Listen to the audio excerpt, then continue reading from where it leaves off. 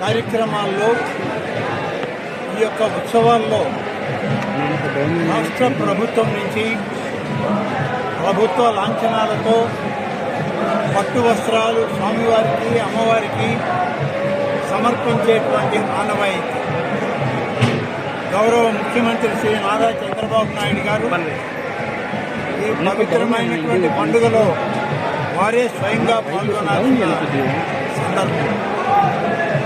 వేరే కార్యక్రమాల్లో రాలేకపోయినందువల్ల ప్రభుత్వం తరఫున దేవాదాయ శాఖ మంత్రిగా నేను ప్రభుత్వ లాంఛనాలని స్వామివారికి అమ్మవారికి స్థానిక శాసనసభ్యులు అలాగే జిల్లా అధికారులు కలెక్టర్ గారు మా కమిషనర్ గారు ఇతర ప్రధానమైనటువంటి ఆలయ అర్చకులు ఆగమ పండితులతో కలిపి ఈరోజు వస్త్రాలు సమర్పించడం జరిగింది.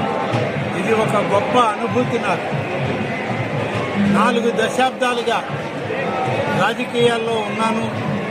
4 దశాబ్దాల రాజకీయ జీవితంలో ఒక పరమ పవిత్రమైన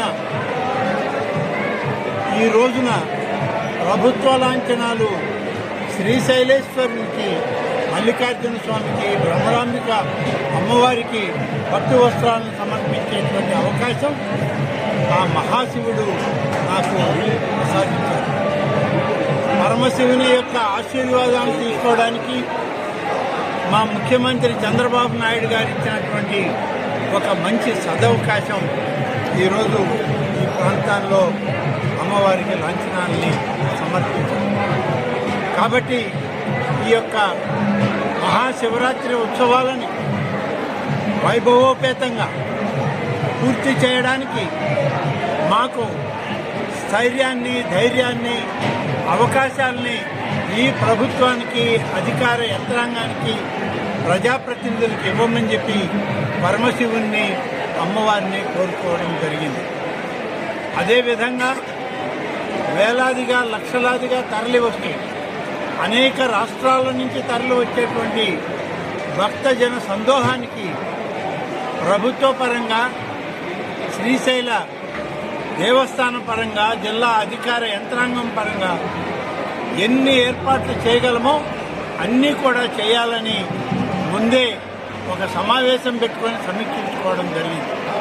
సమీక్ష ప్రకారం, సమావేశం ప్రకారం అధికార యంత్రాంగానికి ఆదేశాలు ఇచ్చాం.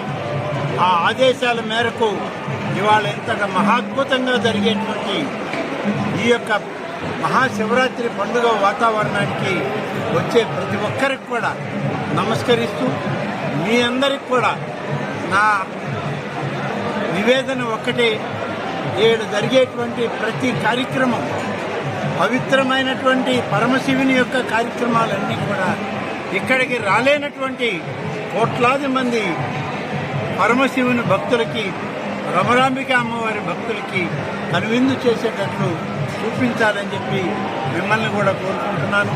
అదేవిధంగా ఈరోజు ఏ కార్యక్రమాలైతే మేము చేయాలి అని అనుకున్నామో గతంలో కన్నా భిన్నంగా చేయడానికే ఆదేశాలు ఇచ్చాం.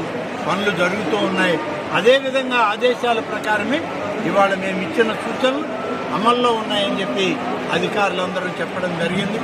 ఇప్పటికే దాదాపుగా 3 లక్షల మంది భక్తులు ఇవాళ సాయంత్రానికి శ్రీశైల మల్లికార్జున స్వామి భ్రమరాంబిక అమ్మవారిని ఈ 5వ రోజు వరకు వారు వచ్చి స్వామి అమ్మవారి యొక్క ఆశీస్సులు తీసుకున్నారని మా సర్వే రిపోర్టుల్లో ఉంది. అందరూ కూడా బాగా జరుగుతున్నాయి. గతం కన్నా భిన్నంగా